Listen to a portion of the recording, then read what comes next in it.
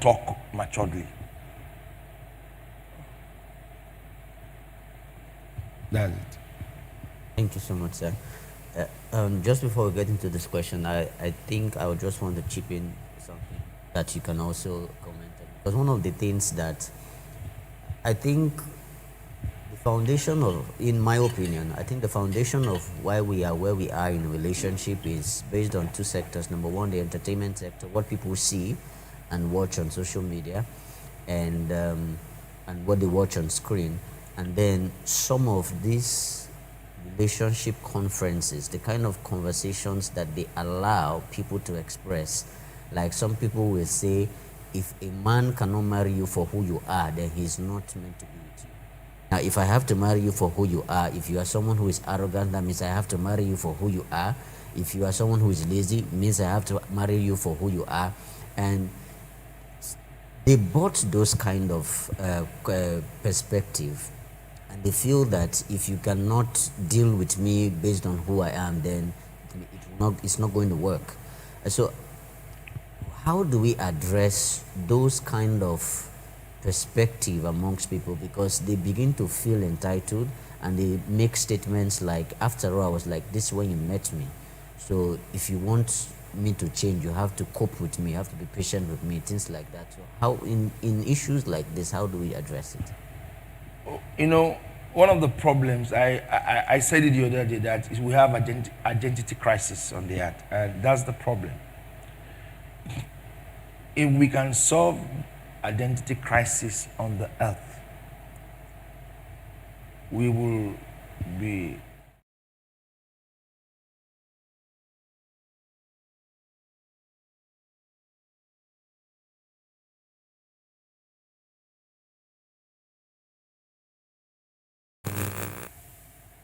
Hello, everyone, and good morning. It is Gospel Manager, and we are so excited. It's the last day of the week, of the working week, and we are glad and how God has led us to this very moment. We take pride knowing that He is our shield and our rock, and of course, in our week and our month of quality connections, we are glad because He's positioning us to meet with quality men, prophetic allocations. God's servant says it, for our lives, our businesses, and all areas of our lives. Now, I'm not alone. Remember that from wherever you're streaming the Gospel Manager from, you could send in your questions at the comment section. And if you're a new viewer, would like to know who you are, please identify it in the comment section so that we could as well share in the joy of you streaming live and get to know how much of a blessing the Gospel Manager in today's episode. Now, don't forget that the email for those watching from other platforms is thegospelmanager@gmail.com, and you can actually send in your questions via WhatsApp and Telegram at +2349047533019. My team and I will collect the questions and also share them on this platform. In missed it, you could see the scroll bar on the screen. It has the details, and you can actually do the same. So let your friends, your family, let them know that Gospel Manager is live, and God's servant, Dr. Maxwell Golden Egbe, is ready to take in their questions and tell them how they could navigate through the parts and gain success and victory at the end. I'm not alone. God's servant is in the studio, and I'm very grateful and privileged to host him this morning in this episode. Good morning, Dad, and welcome. very good morning. How are you? Fine, thank you, sir. We must. I've been trying to develop a formula about humans. Every relationship has a common ground. And that is why you don't need to build a friend. The person you are always relating with, there is a common interest attached to it. And you must be careful what the person's image represents. Because if relationships produce common interests, then you should be careful who you are building that relationship with, because it sells you. Though you claim not to be like the person, but it sells you without you knowing. So, except the two agree, they can never. Agreement is the seed that brings us together. If we disagree, we cannot be together. So I want to open by saying that let's pay attention to those who are always fighting for our interests. Those who are always fighting for our interests. If they have certain question marks in their lives, and you are not like that, you are like that. You are like that. Because your life agrees with them. That is why you are with them.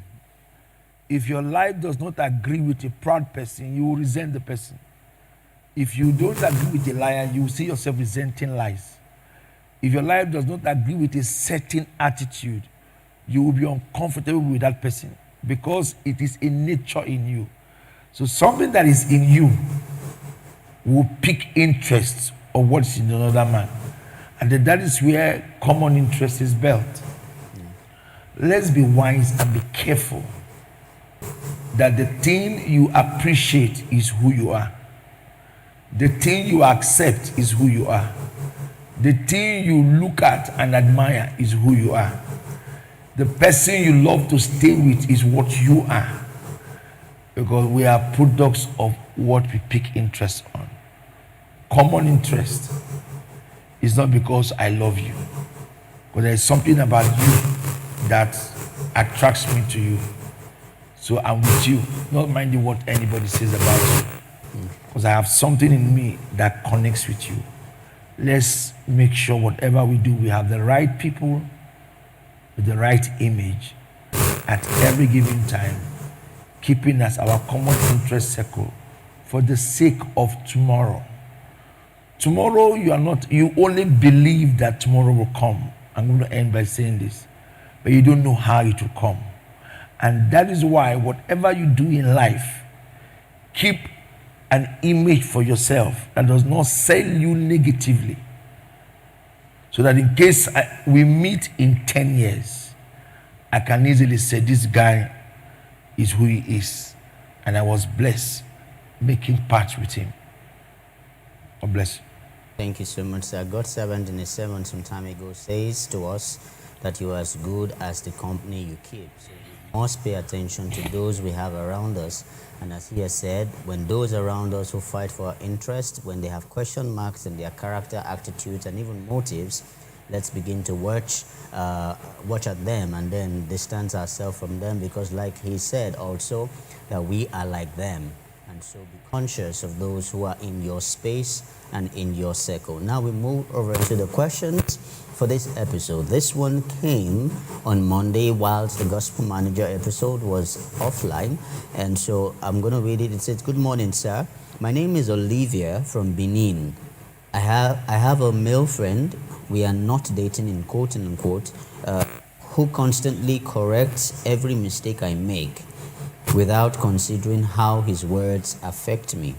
His comments on everything from the wall I set, from the way I sit, to what I wear, and even the food I eat. For example, he often tells me that some of the snacks I take are not healthy. Sometimes, while I'm simply talking with my friends, he will send me a message saying I talk too much. Honestly, I feel confused because his corrections are becoming overwhelming. I even shared this with some of my female friends, and they advised me to ignore him, since instead of reducing, his corrections keep increasing day by day. I want to lose the friendship because he is my best. I don't want to lose the friendship because he's my best friend and an honest guy, but the corrections are just too much. I really don't know how to handle this situation because I believe nothing is perfect and nobody is perfect. So I don't understand why he is trying to make me perfect." You know, self-excuses is one of the greatest damage of man. When you see somebody always trying to give self-definitions of a lot of things. So sometimes I am shocked. Sometimes I look at you and I say, oh, this is not the future. Because life is becoming very confusing now. If you have a good friend who speaks the truth, that's your lifetime gift God has given you. People don't speak the truth anymore. People pretend a lot. So instead of saying that she's being advised all the time, why not check if the advice is right?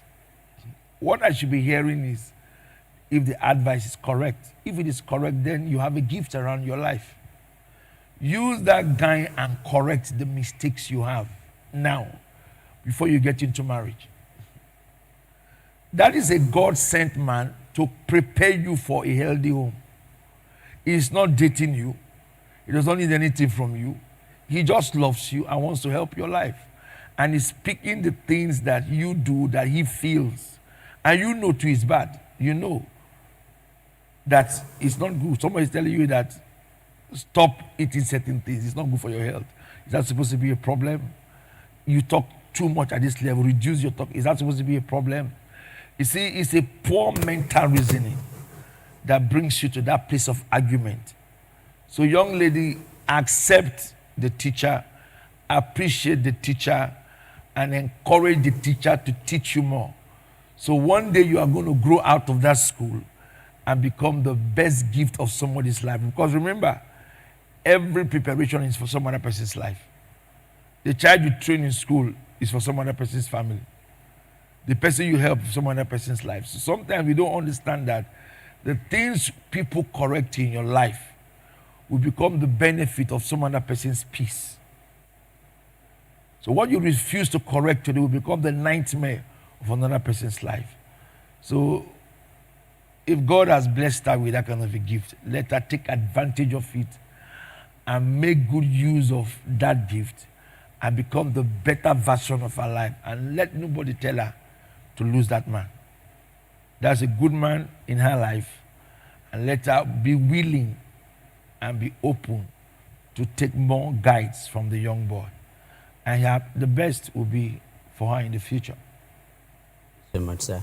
Now, in a recent sermon, God's servant said that the tradings of reading is the tradings of growth. And he said a first-class student is a first-class reader. It emphasizes the essence of knowledge and also having a studious life. And the teaching has taken a different form, and it's been so impactful, the need for we to read in this light. I had a discussion with a friend yesterday and invited him to stream live the teaching, and then he sent a question, and I want to share it this morning. And he says, "Good morning, Bishop. I've never seen your kind, and I am so profoundly amazed. But sir, how can believers cultivate a consistent reading habit despite reading schedules and distractions, as we always excuse?" Interest is something you have to build for yourself.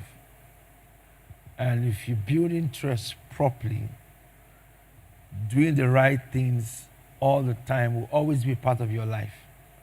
The wrong interest is why we do the things that we do wrong. If you build the right interest, you always do things right. So, for the sake of your own value, you should know that reading is important. Reading is for your own self-esteem. So, if you don't read, you are limiting yourself from privileges of life. So, and we can tell ourselves that we are very busy. Busy doing what are you doing? I can ask, what are you really doing, self? If I may ask. 8 hours of the night you slept. You slept for 5 hours. During the day, you go to work, you sit down on your office, you press your phone the whole day. And you don't really invest your time for anything.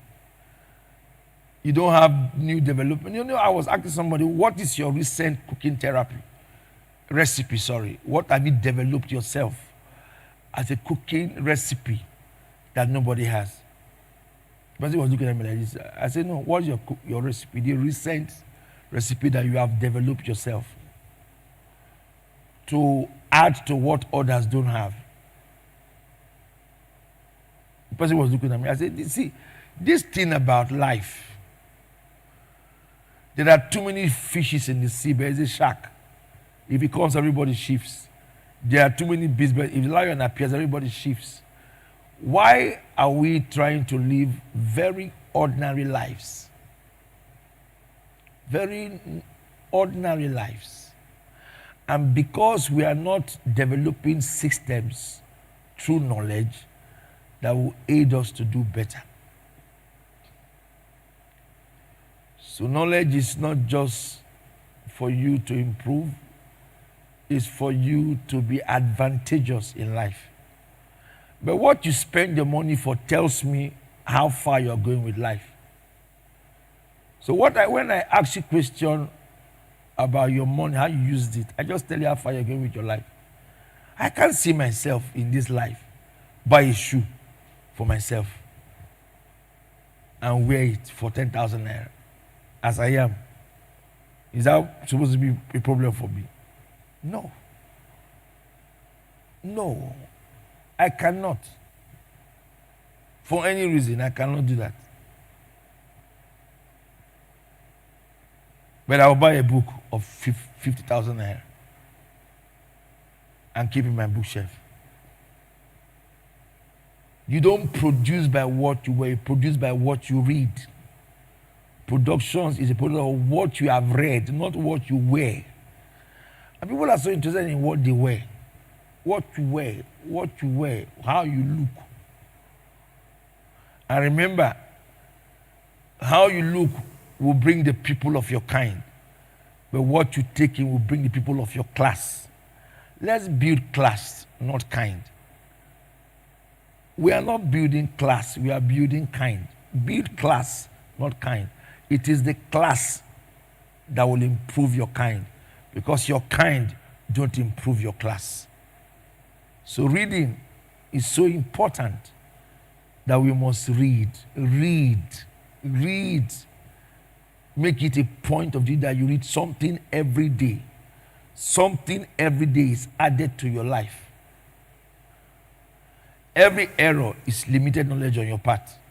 Every error a man makes is limited knowledge on your part. Because if you have knowledge, you won't have been in that error. And this will help everyone. Thank you so much, sir. All right, so now we move to marriage and relationships, and this one is from Ngozi Ka. Says, good morning, my pastor, sir. Please, how should one handle an arrogant and over-domineering spouse? Because this is what I have been suffering for 3 years now. He speaks to me anyhow, and he tries to dominate in every decision, even a minute decision. For example, a few days ago, I told my daughter to please help me go get egg so that I could boil and send so that I can use it for school tomorrow morning. But my husband insisted that it must be meat, not egg, and told my daughter to go back to the house. I kept quiet because, of course, I can't begin to display attitudes before them. But sir, this is not really as mild as I am saying it, but it is actually very severe. So how can he be put under check? We live in a very, very unreasoned environment. The best thing to do is to know who a person is and know how to approach them. You see, we don't want to know how people are. We just approach people, particularly those who have certain advantage over you. That's the husband.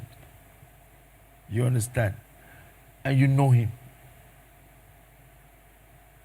You already know the man. So what are you supposed to do? Is to avoid that part of his life. And it's simple. That's why you say a wise man builds his home. So you just need to be wise in handling it. And that gang will become a weakling before you. Sometimes we try to ignore what is very visible before us. As if it's not there, it's there. And And I've always told people that try your best to know that it's not everything you fight for. Sometimes you just need to be quiet and just know what to bring a problem and just ignore it. Sometimes you may even be right, but for the sake of not having crisis, you keep quiet.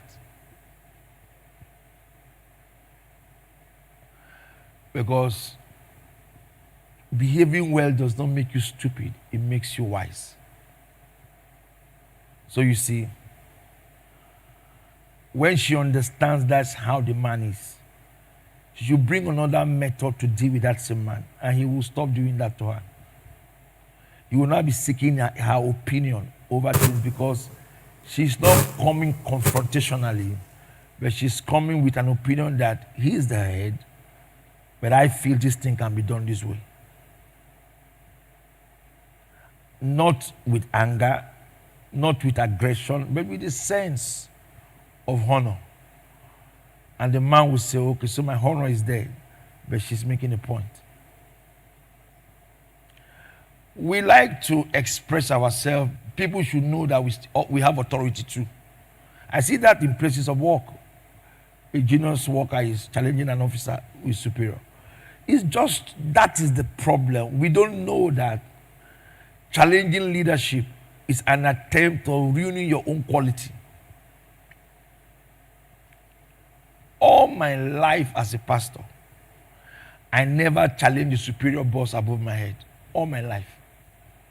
I was more successful than all of them, but I never did that to anybody. You can tell the story. You saw me there. Never. Anybody I served was very honored. I never had issues with anybody. If they say you don't touch here, I will not go there. If you like, I won't go there. And I don't read meanings to things. I want a man who does not read meanings to things. I take people the way they are. What you present to me is what I'm going to take about you. I don't listen to any nonsense. So let us understand that defining our boundaries, knowing how to handle certain attitude for the sake of getting results, we must always know what to do right. Don't say because the person is wrong, you too, you want to be wrong. No, the person is already wrong. You know what to do, not to be wrong. So at the end of the day, you are the one who is creating an atmosphere of intelligence, an atmosphere of wisdom, an atmosphere of progression, because you understand better. Because this thing is all about understanding. You understand better. So you are treating the issue because you understand better. And that's the way life should be lived. But a lot of people don't live life that way. They must enforce what they think has to be enforced, even when they don't have the power to enforce it. Even when they don't have the power to enforce it they want to enforce it when they have no power to enforce it. When they're supposed to be taking permission, they are releasing enforcement. So when you are acted against, they will say, they hate me. Nobody hates you. You are just a foolish person. You're just foolish. Even God, when Lucifer, Satan enforced himself in that circle of power, he was pushed out. Even God will push you out. When Peter spoke to Jesus Christ the way he doesn't like, he rebuked him. Even Jesus rebuked Peter. So let's understand that you can solve that attitude with an approach that he does not expect. And then he will tend to always return back to you for direction, because every man needs that. Every man needs direction. So when you are more mature, they will definitely come to you. But when you are behaving like a child, you will just be having more crisis for yourself. Talking anyhow, behaving anyhow, making rude statements because you are refused to do something, you are asked not to do it. You start talking rudely, behaving rudely, uncharactered nature. And it's not a good thing for you. So if she can mature herself, which I notice she's doing, she may end up making that man accept her decisions even beyond what she expects. But confrontation, it won't work. Because he's very firm from that statement. He's a very firm man. He won't break. But she can break him by how she approaches him. Thank you. Okay, this one says, and starts like this. Say, yes, so sir, some people are just very annoying because they are the ones considered the head of the home. But I don't want to talk about marriage because I notice you have just given your profound wisdom and counsel, which is very commendable.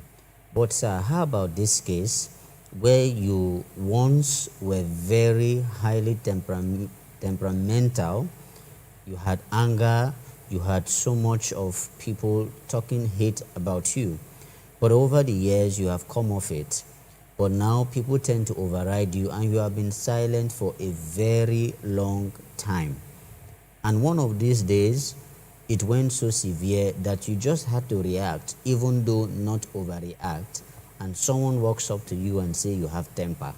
In this case, sir, how do you deal with such? Because note, in quote now, she puts, note, you have been very silent and they felt you were weak over and over again until you displayed it. How can this be addressed? And does it mean that I still have anger? That's where she ends. The problem is what you have left should not return back to you. And if it returns back to you, that means it's still there. And two, I don't think what people say should be your problem and how people behave should be your problem. I have a way of life. If I'm in the office, I treat people professionally. I go home, I do the same, I do differently. So if you are in an office space, the things you hear that are hateful, troubling should not be your problem. Before you get angry, check the person's quality. I've always looked at people from the sense of their quality. When somebody behaves around me, I just say this one has a poor mindset. So when you are poor in your decision, I won't even talk to you. You don't make any sense to me. You are just fooling yourself. I won't give you audience because you are poor in your decision making. Because there are certain things you shouldn't do. If you are truly progressing in your mind, let's say where I expect you to behave. Yeah. So what about somebody who admires you, just came daddy to see you, and you did that? Will you say because somebody is speaking to you? No, you have just destroyed yourself. So you should understand that some persons may appreciate who you are for what you have become. Why losing that for somebody who does not appreciate you? Why do you lose that? Why do you lose that? Somebody who does not even appreciate who you are. Why not keep that your self-esteem for somebody who appreciates you? So the decision is that before you start doing all of that, check the person. It's like me now. Somebody hears that I am fighting. Because of who? Because of one staff member in this office. For what? Who is the person? What can you give me that will make me do that kind of thing? It's really clean. So before we start doing that, we should check the state of the person's mind, who the person is, what the person provides, before you get into this kind of crisis. Because you may lose your self-esteem trying to protect it for no just reason. You just lose your self-esteem because you want to prove your point to somebody that you can also react. Reactions are meant to be progressive, not destructive. So when your reaction is now becoming destructive, you are the foolish one. Your reaction should be progressive. You can still talk to that person without being reactive like that. I notice you do 1, 2, 3, 4, but I'm trying to talk to you now. This shouldn't happen again. And politely just talk and walk away. You can still relate the same thing you shouted at very calmly, very sternly, without creating a problem. Nobody will even know that you spoke.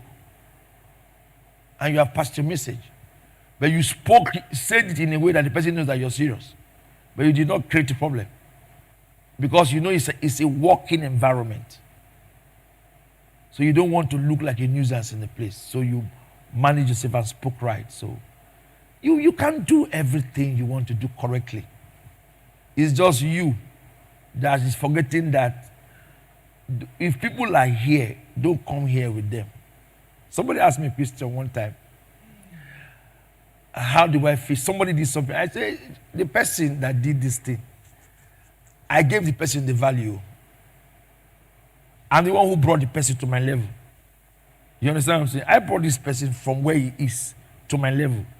That's why he has importance. So now that he has destroyed it, I've released him back to where I brought him from. It's simple as that. I brought you to where you are. I gave you importance. So you choose to destroy it. I have kept you back to where I picked you from. And you wouldn't have kept you there. So it's simple. It's not a problem. But I will not lose my self-esteem because of you. There are too many persons who are looking up to me. I am their precious jewel. And because of you, I'm going to lose that. I'm not going to lose that. So it's simple. If you're in that category of thing, you are the problem, not the person who is offending you. Will a Rolls Royce be driving past and a Jeep, Lexus Jeep is abusing it, and he stops and says, "Why are you abusing me?" Rolls Royce stops and then starts shouting at a Lexus Jeep. Must you stop talking to me anyhow? No.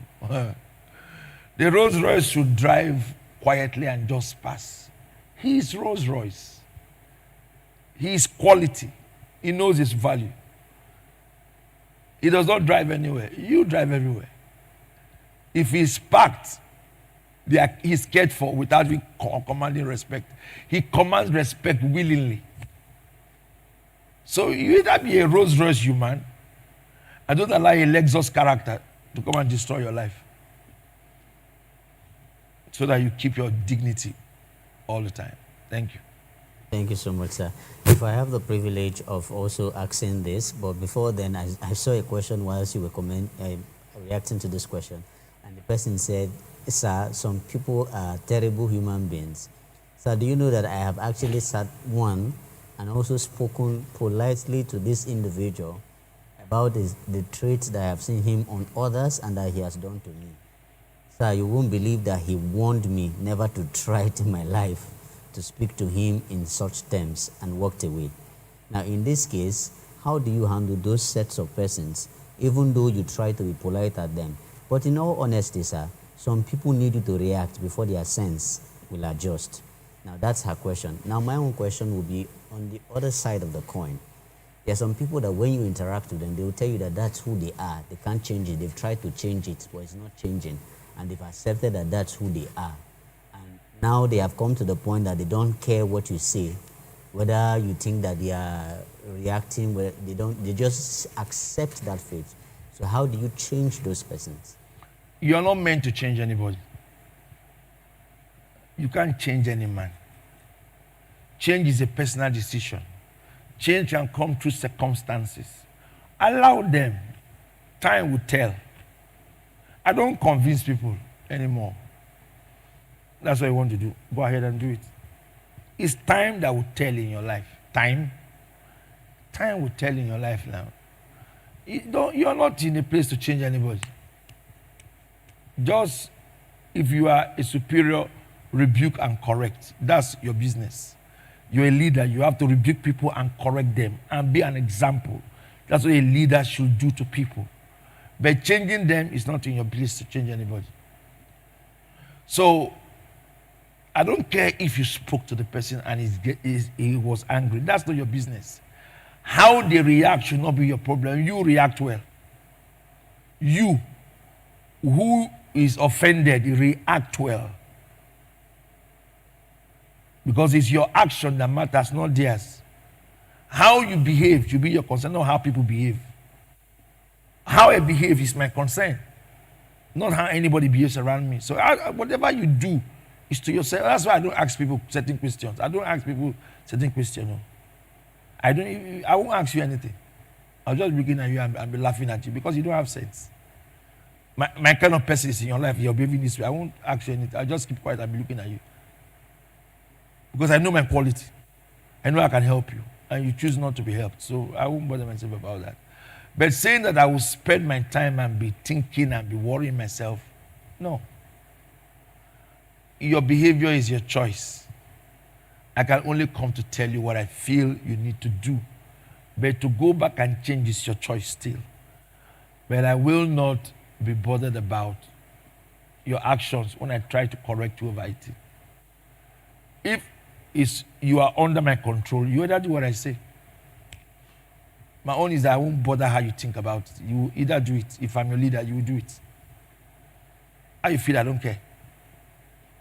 But if you are offending me and I speak to you out of the grounds that I'm offended and you don't listen to me, I need to make sure I don't see you as a problem anymore.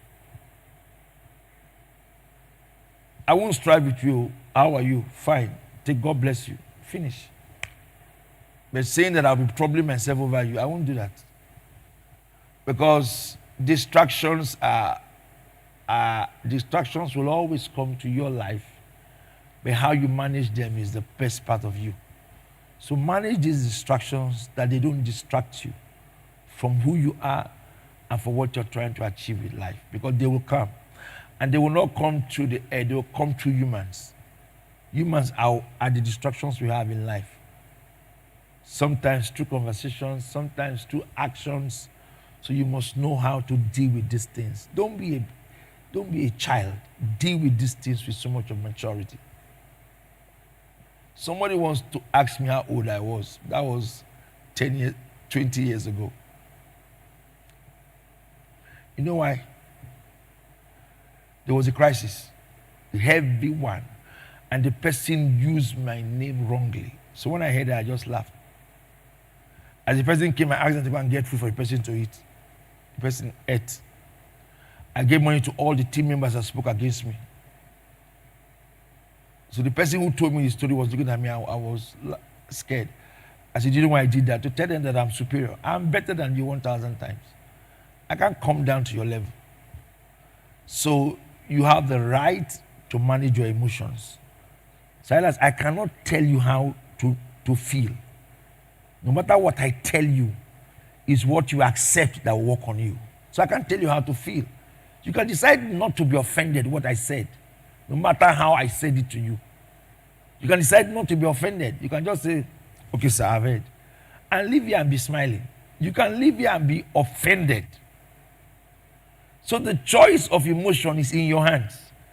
I'm not the one controlling how you feel. You control how you feel yourself. So decide to know how to manage yourself, no matter who is trying to bring you to a place. And don't accept to go there with people. Because sometimes people don't consider what you go through. But manage yourself. And so that you don't lose focus of what you are doing. Sometimes people get tired of what they do because of people. You're not a wise person. Some people have lost destinies because of people. I keep asking why. Are you sure you knew what you are doing? Somebody makes you lose your purpose in life and you are saying it with your mouth. You're saying it with your mouth. Okay, the person will be there in 20 years, have you? That person will not be there in 20 years. So why do you lose your purpose because of one person who maybe was a passerby in the system? You were the real deal in that place. You are the assignment yourself. Somebody is only passing by and destroyed the assignment God gave you. So we have to be wise in handling ourselves and stop giving excuses. The person asking that question is even the problem of himself. Manage yourself, and people will never be your problem. And that's the way I see life, and that's the way I live my life. Nobody has been hot in this life more than I've been so hot that I don't feel hot anymore. I've been so hot by people that I don't feel hot anymore. So if I can live my life peacefully, why wouldn't you live yours? You notice I've heard about myself. That sometimes I ask myself, are you sure I'm the person? I ask this question, I've heard it. People say things about me. So I ask, are you sure it's me? One day I thought I had a twin somewhere. I thought I had a twin somewhere. The things I heard somebody said about me. I thought I had a twin somewhere. But I know I don't have. This is me. When you see a man thinking he has a twin, you can know how far the conversation went. But I don't have. This is me. So I just say it's from the pit of hell and turn my heart and move on. So you can manage yourself and be wiser and do better with your life and leave people conversations. Focus on your purpose in life. God bless you. Thank you so much, sir. Now, someone sent this, but I think I understand what the person is saying. Now, to everybody in leadership positions, let's take correction from this next question. I want to paraphrase and ask God 7 because it's going to be of great help to us, including myself. Now, sir, what the person is trying to insinuate is he tried to portray the fact that you said that there are people you cannot change. And sometimes you get tired speaking to some persons over and over again, particularly about a weakness they have. Now, as a leader, you know how people react, you know how people take work. And if you see someone who is level-headed and someone who is very reactive to things and they have an issue, you do your normal correction like you always do to the one who is very reactive, and you know what the person always does afterwards, but you make the correction because you have to be fair in your correction, correct both sides. And then from what the person is trying to ask, the person leaves, but you now call that one who is kind of level-headed and scold that one for even reacting in such way, even though he or her was not at fault. But for the purpose of him going out overreacting, which is not his normal style, you react on that one. Now that person begins to feel that you are impartial, but you have called the person to tell the person the reason why I kept quiet about that person is why I'm more concerned about you because you are trying to begin to act like this other fellow. And now there are some statements within the area that there are some special persons that they don't shout for because they know those persons will react. So in that situation, how can leaders learn to handle? No, it's even timid for you to hear. Somebody says they can't shout for me. It's timid. It's local. That's an animal. A reasonable man should be willing that people correct you. So that statement is even anybody who talks like that is an animal. Let me give you a story. Many years ago, after my wedding, my wife is here. She knows everything about it because she saw it live. On my wedding day, diesel finished. I raised the money for my wedding myself, not church. People blessed me. So I formed the committee. The leader of the ministry formed the committee and asked them to supervise the wedding. Go for market, hire the things. So as I bring the money I give to them, there was a chairman in the committee. So on the wedding day, at the reception, after the wedding in church, the reception, there was no diesel. So we did the wedding without microphone, no light, and all that. I was shocked. So I asked the leader, what's the problem? He got angry publicly there on my wedding day. Only for me to go, our Thanksgiving, the entire committee formed the camp against me. So my pastor and I called openly in church and said I should go. The man didn't come to church that Sunday. I assigned a pastor. No, we did the wedding in December. So in January, solemn assembly, it was still in the church where I pastor. And I said, because the man didn't come for the solemn assembly, he was his close friend, very close friend, standing there in church. He now stood up and said I should go to the man's house with the senior pastor and apologize to the man.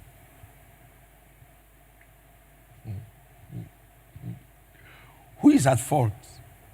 Is it not the man? But the person who gave me the instruction is my pastor. I went there. As I went, the man saw the other pastor, asked me to stand outside the house. I'm not to enter his house. Asked the other pastor to enter his house.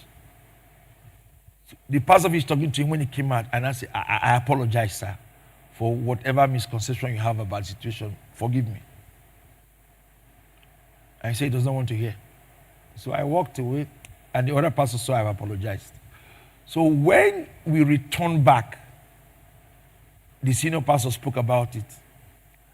And you know what the man who sent me said? The man who sent me said he just tried to know what I would do. And that's what a responsible person should do because he was instructed. Now, my advice is that whenever you advise two people who are in crisis, don't talk to one behind.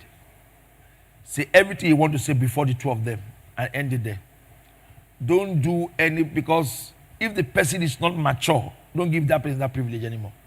You give those kind of privileges to mature minds. I was mature in my mind. I was 28, 29 then. No. Very mature. So I didn't see my pastor as trying to feed this relationship. I saw it as an instruction because somebody asked me to go apologize. I was not wrong. Is it not my wedding? They ate the money I gave them. Am I not supposed to be angry?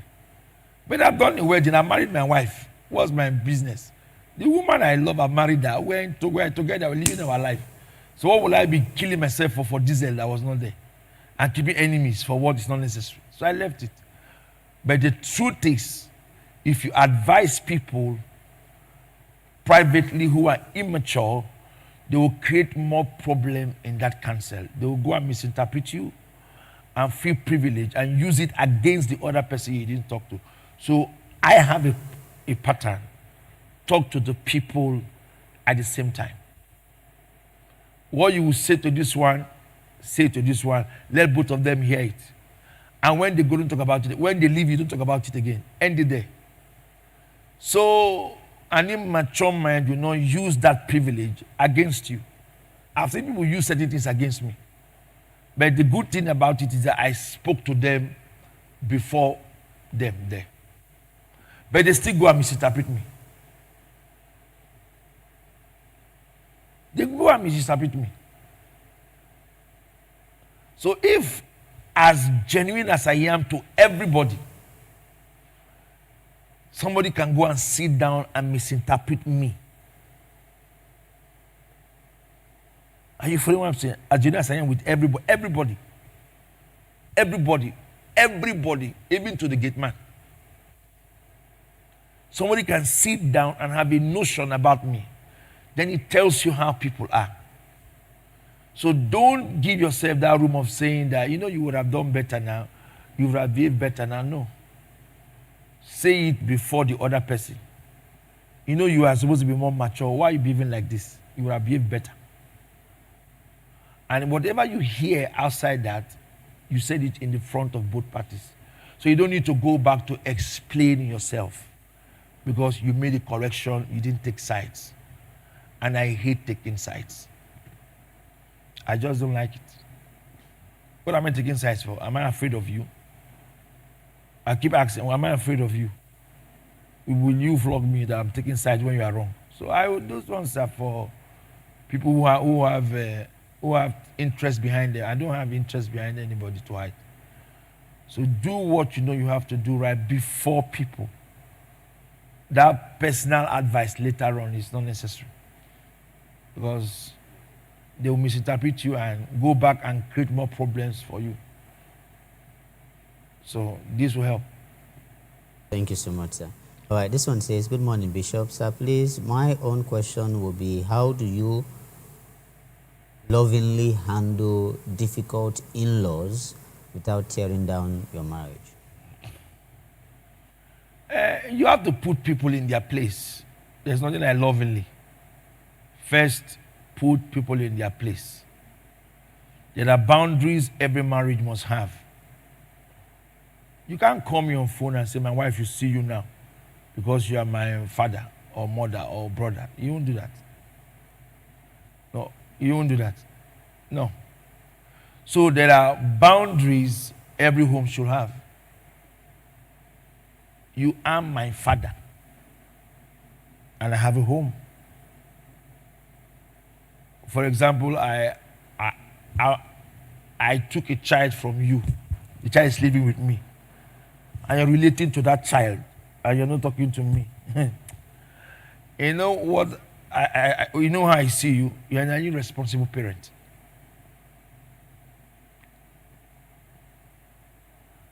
Because definition is very powerful. We should learn how to define things. So when it is time to correct, you will correct without looking back. So there is not all about loving, no. There are areas your sister and brother should not access in your marriage. It's called marriage. There's a way they should talk to your wife, to your husband, and to your children. I see people to get into property fight that they didn't work for. Who is the cause? It's the family that caused it.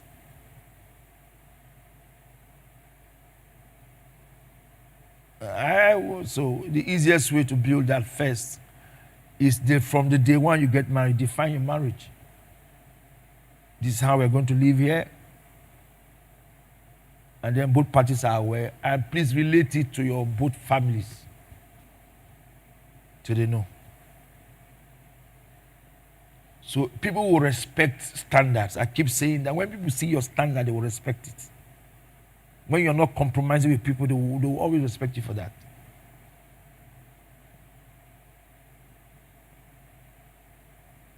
When you don't have standard, you're in trouble. Big trouble. I have standard. There are things you will not do in my family. You won't try it. You will not try it. You don't have a say in those things. You cannot do it. There's no need trying to play around it. You don't. If you try it, you see another part of me. So define your home, and then all those interferences about family from both sides will not be there. But if you don't define it, they will always be there. And whether you speak to them lovingly, they will still be there. But it is the definition that matters, not how you talk to them. If you define it properly, everybody will understand that this side, this family is being run, and they will hands up. When you need them, they will come. If you don't need them, they will stay away from you. Thank you. Now, so I was in a conversation with somebody, and the person asked me, what are the early signs to know a difficult in-law? So I told a difficult family and in-law. So I told the person that you will see it within the marriage preparations. There are some families that will tell you that this list must be met. They want to control who will be the MC, what hall you will wear, what this you will do, and all that. Although there are some families that have a standard. And now, I'm not talking about a good standard. There are some people that will tell you, like one that had an issue some time ago, the family has a tradition that everybody must travel down for each person's birthday and for Christmas. So the question I asked the person, so if you were in London, you have to travel down because your father has a birthday or because your sister. So those early signs, when you see them, how do you address them, especially when it is from the man's side? How do you say, no, this won't stand, and stand your ground, irrespective of what the outcome will be? Conversations are very powerful. When you get into a relationship, try to talk. That's the first thing you should do, talk.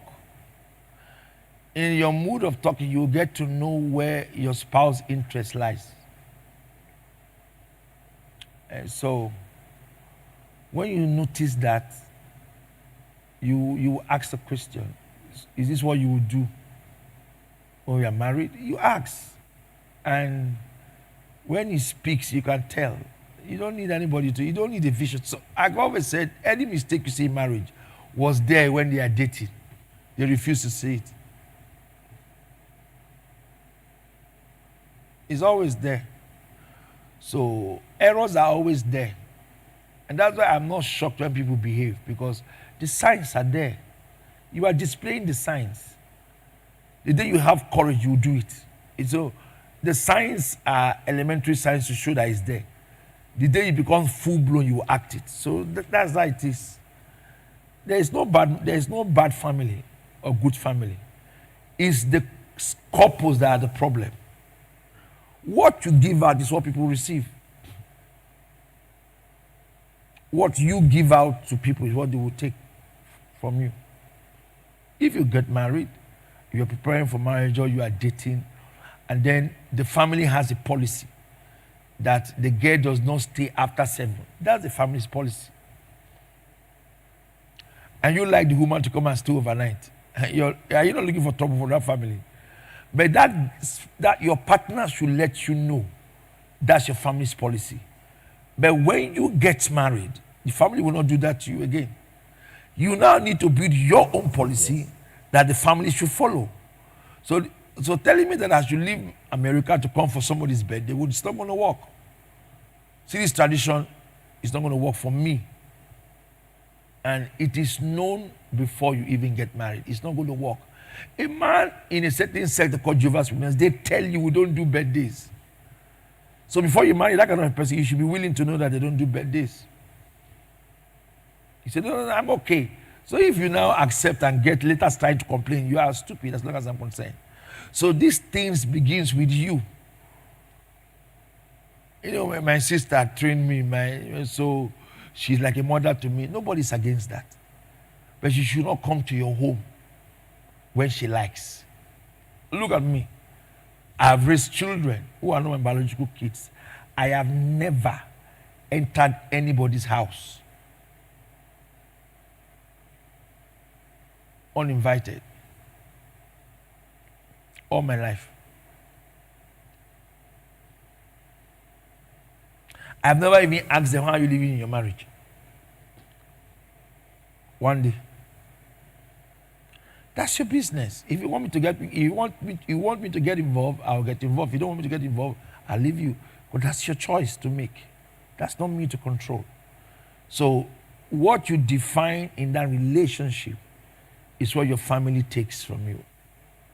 If the family is domineering and they see that you have standards, they will leave you. Is it not as powerful as you, but does he not have in-laws? Are they not living in their marriages? You say you're controlling them? No. It's you. When you start behaving like every small thing, daddy, every small thing, mommy, that's the problem now. Every small thing, daddy, mommy, you call auntie, call uncle, you tell your sister to send you recharge card, tell your brother to send you school fees. It's because of you. So when you start exposing your marriage to them, they will start taking decisions on your behalf. Yeah. So it's your choice. So I won't sit here and tell you that there's a bad family. It's the couple that has made the family bad. How will you go and marry a woman and go and stay in your father's compound? What do you expect to see happen to you? That's a crisis already.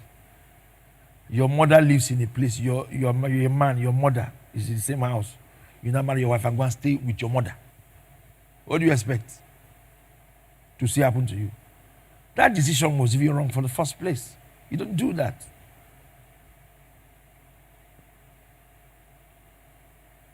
Because the sentiment of parents will always play, no matter how old the child is. Father, mother will always want to show that they are your parents. So you must be wise in handling this kind of issues. Sometimes they may be wrong. Sometimes they may be right. Thank you so much, sir. We're going to take the very last question for this episode. And it says, sir, please, what are the signs that someone is the right partner for you in marriage? To my view, I'm not saying that, I don't know, somebody who is right for you is the person who can correct you. That's all. Love is a chemistry. It comes without anything. You can just love somebody without anything. You can't explain why. It's not something you control. But to keep a healthy relationship, somebody who does not hide from the truth is the best person to keep in your life. Somebody who will laugh at you and still tell you this thing is wrong. We won't do it.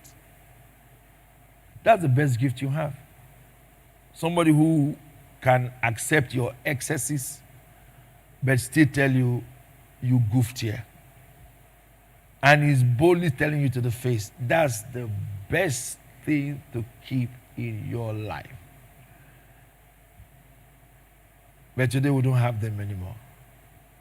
We compliment instead of making corrections. Compliment is good because the young-minded child says, they don't love me. They don't love me. They don't love me. They are not appreciating me. If marriage is only for appreciation, then I don't think we should get married, because anybody can appreciate you. I can admire what you're wearing. You can have a colleague in the office who appreciates you every day, who sends you text messages, who buys you gifts, who gives you everything you want, who gives his time to you, but it's not your husband. People can do that for you, but that's not your husband. So I'm not going beyond it. Why not have somebody who does not spare your errors, who knows you can do better, but you are doing less? I think that's what marriage is all about, is to help you. Marriage is for you to be helped. For you to be helped. Marriage is for two people coming together to help themselves.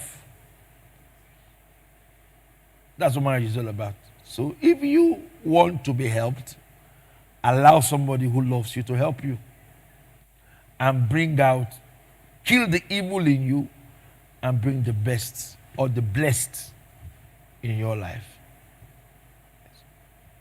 So much, sir. We're having very interesting questions coming in, but we can't take them today for the want of time. I have someone asking, sir, what if you see someone that corrects you and you really love the person for marriage and the person is not looking in your direction? How do you handle, sir? We'll get all of that on Monday when Gospel Manager returns. God's servant will tell us how to, not to use the term catch a fish, but how to make yourself lovable by such people that you have true feelings for or interest in, that are not even looking your direction. Like he's saying that life is not fair. Some people you love don't even love you back. They don't even. So all of that will be dealt with on Monday when Gospel Manager returns. Now please note that you have to be part of the service this evening. It's the grand finale of the executives. We've had an awesome time as God's servant has taught us on opening new chapters through books. It's been so exceptional, especially getting dictates from the daily release devotional. If you want to have a copy, please put it on the comment section and our bookstore will communicate with you how to get a copy for yourself and your family. And so please be part of the service. It starts at 4:30 p.m. The details are on your screen, and you could stream from wherever you are. It's Dr. Maxwell Golden Egbe on Facebook, Honor World International on Facebook, and Honor TV on YouTube. You have to be part of it. It's going to be exceptional. You will not regret streaming live if you do so. And today also at 10 p.m. is Battle and Rattle. It's time for us to deal with the negative patterns in our lives, our families, our businesses. Let's put a stop to them, and let's call it a quit to edit anything that had been troubling us, troubling our businesses, and even to our children. Let's settle it now in the altar of God as God's servant leads those fervent prayers tonight at 10 p.m. Again, you could stream from wherever you are at the social media platforms where you are streaming the Gospel Manager from, and also on YouTube at Honor TV. It's going to be an exceptional night of fervent prayers, and I could guarantee that every strong man will be dealt with in every area of your lives in the name of Jesus Christ. And on Sunday is a special anointing service with God's servant, and it's 3 services. The first service starts at 6:30 a.m., the second service at 8:30 a.m., and the third service, which is the last service, it's for 10:30 a.m. We can't wait to have you and receive you. It's going to be a phenomenal time of worship and also the anointing. So please make it a date with us, Sunday the 5th of October 2025, the very first Sunday in the month of October, and we don't mind sharing that fellowship with you from wherever you are. If you're in Asaba, please make do with the transportation opportunities we have with you at the various transportation zones in town. A number will be displayed on your screen later, so you could call and be part of the bus transportation service, so you can make your way to this service. Now, listen, if you haven't experienced fellowshipping and worshiping in the Honor World International, this is a great opportunity to do so, and you will not regret doing it. Now, I'm going to leave the floor now for God's servant to give his closing remarks as we draw a close to today's episode. I want to answer that question in my conclusion. Don't just love when it has to do with marriage. Love with reasonings. Not reasons for house, for car. No, love with some level of sensibility. How responsible is this person? And see being responsible in 3 dimensions. Number 1, how responsive is this person? How does he respond to life matters and to godly matters? Let's understand that love is not a gift. Love is an expression. And if it is expressed, it must be studied. Study love before you get into it. One of the things that people do today, people don't study love, they just get into love. Study love before getting into love. When you study love, because it is the person that loves you. It's not the air that's loving you, a person, and that person has character. So before you start giving yourself to love, study the person who has the love. And the person expressing that love, what he is, what he represents, what are his weaknesses, what are his strengths. So after you have defined that in study, now you can now go back to take a decision. Now I have weighed there 50-40, 60-20. I can either cope with this or not. So your emotions should be tied to reasoning. Carry your emotions and draft it to reasoning. It is that reasoning that will now control how you feel about a person. But when love superiors reasoning, it controls direction. And when it controls direction, it ruins those who express it. So sometimes we are in an atmosphere that is killing us